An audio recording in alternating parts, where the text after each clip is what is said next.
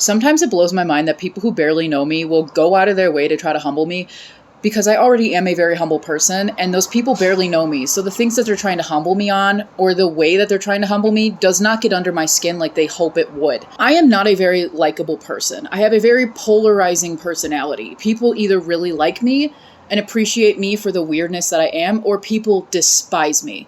I'm sure there are some people in between, but it's very uncommon. I'm used to this.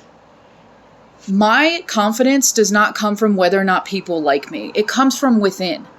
So when people dislike me, it does not get under my skin like it used to. I worked really hard for it not to get under my skin.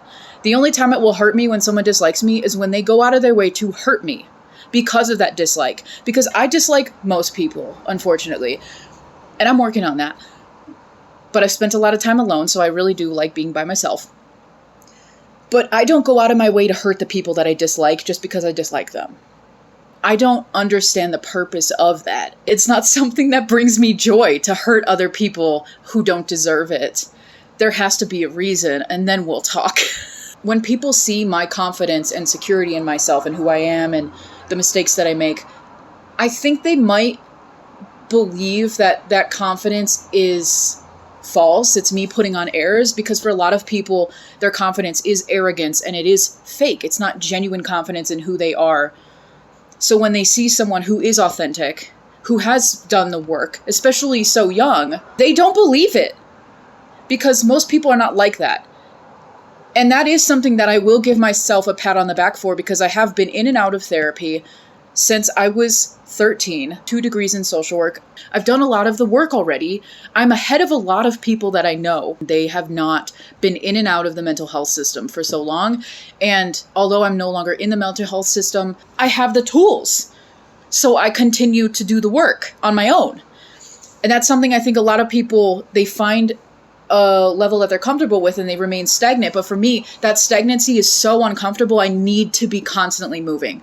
So this is something that I do pat myself on the back for. I said that twice, I don't know why, but lately I have been actually patting myself on the back, and I gotta say, that shit feels good.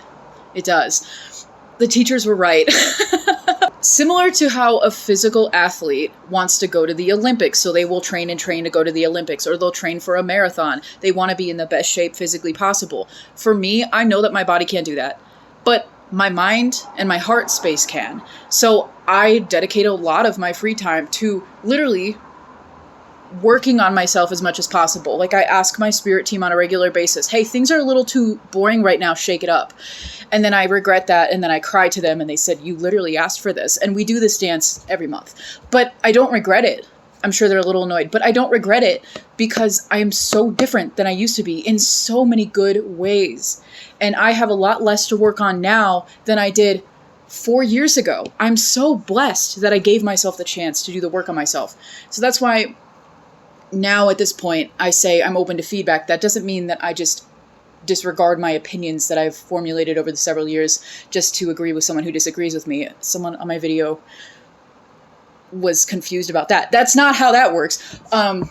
Let me not get into that can of worms, because I have a whole other thing to say about that. I'm just not in the mood right now.